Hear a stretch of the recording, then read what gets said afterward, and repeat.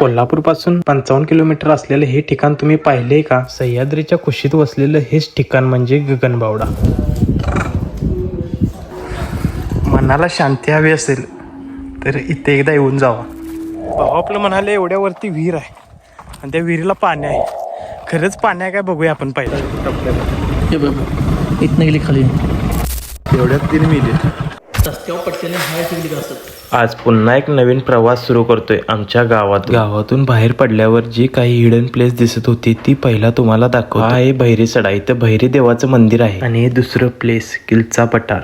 जसं जसं पुढे जातोय तसं वातावरण एकदम शांत आणि भीतीदायक होत चाललं. या जंगलातील शांतता बघून अंगावर काटा आला. वाटेत जाताना असं काही घडेल वाटलं नव्हतं. येऊन पोचलो अशा वाटेवर ज्या वाटेवर आमचा मित्र दगावला. खूप वाईट.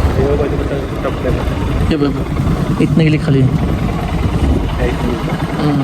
एवढ्यात 3 मिली तिघ जण मग बांधवडी 2 मिली वाटतं पाऊस आली. हे बघ एकदम म्हणजे आम्ही काय आलंय बघ ठिकाण आली इथे पडलं काय आणि स्पीड टर्न मारायला काय रस्त्यावर पटल्याने हाय शिकली का असत जास्त पडली इथे झाली. होय इथनं हाय शिकलीत काही नव्हते एवढं खाली खाली होय नाही हीच नव्हती.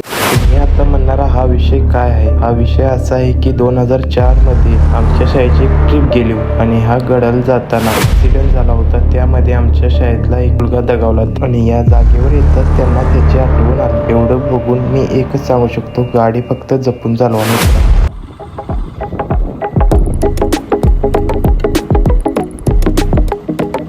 वाटेत एक माकड दिसलं. जणू की आम्हाला ते काय वाटच दाखवत आहे असंच वाटत होतं.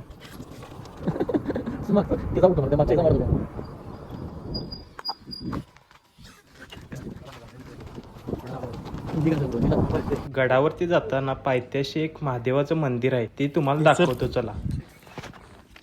रस्ता मस्त गेला कुठं फिरला रस्ता.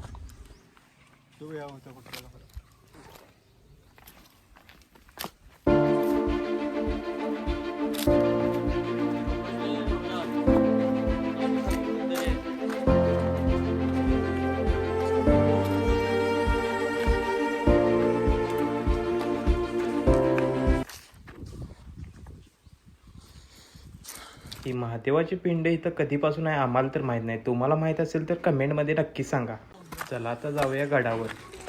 फायनली आम्हाला जिथं जायचं होतं तिथं आम्ही येऊन पोचलोय. वरती गेल्यावर आम्हाला काय काय बघायला भेटणार आहे ते तुम्हाला पण दाखवतो. व्हिडिओ शेवटपर्यंत बघा. चला जाऊया पुढे. पुढे जाऊन आपल्याला गगनगडावरील इतिहास बघायला मिळणार आहे.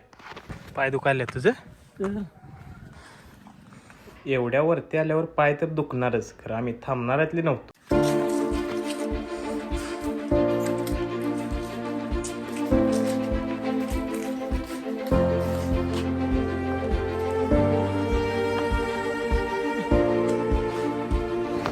फायनली आम्ही गगनगिरी महाराजांच्या मंदिरापाशी येऊन पोचलो. मंदिराच्या आत येऊन पाहतोय तर काय भजन कीर्तन चालूच होतं. हे बघून आत्म्याला खूप मोठी शांती मिळाली.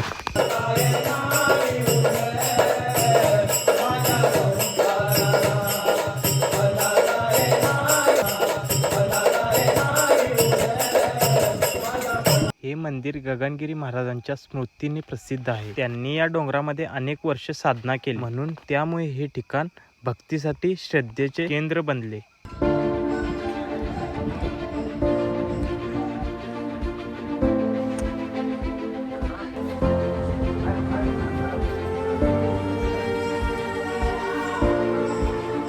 मंदिर परिसर खूप शांत आहे. आजूबाजूला पसरलेली हिरवाई, त्या खोल दऱ्या आणि थंड वारा हे सगळं मिळून इथला अनुभव आणखी खास बनवतात. थांबा तुम्हाला एक व्ह्यू दाखवतो.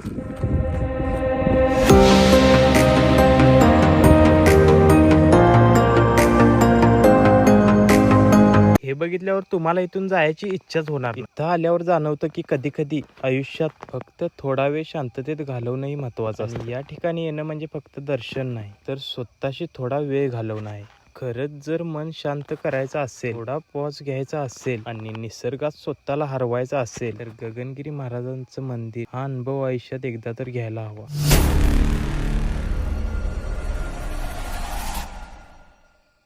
तुम्हाला एक अशी विहीर दाखवणार आहे जी गडाच्या टोकावर त्या विहिरीला पाणी आहे.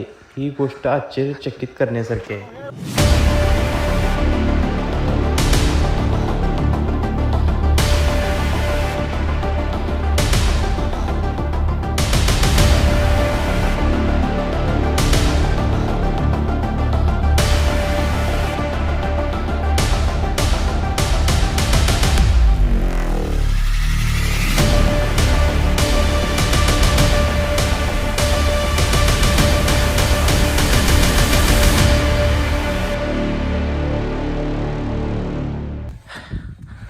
फायनली लोकेशनला येऊन पोचलोय.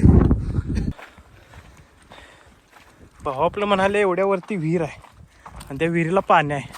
खरंच पाणी आहे काय बघूया आपण पहिला. होय पाणी आहे विहिरीला, दाखवणार आहे तुम्हाला. खाली जायला वाट कुठून आहे बघायलोय.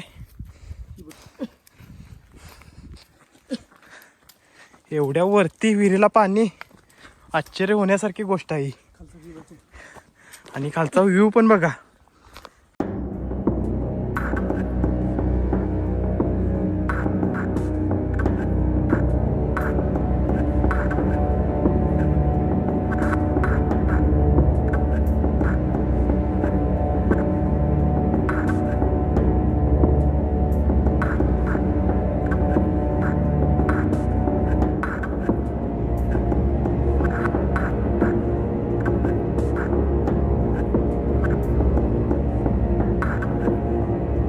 आजचा प्रवास इथेच संपला. तर भेटू पुढच्या व्लॉग. तर असेच रोमांचक व थरारक व्हिडिओ पाहण्यासाठी चॅनलला सबस्क्राईब करा.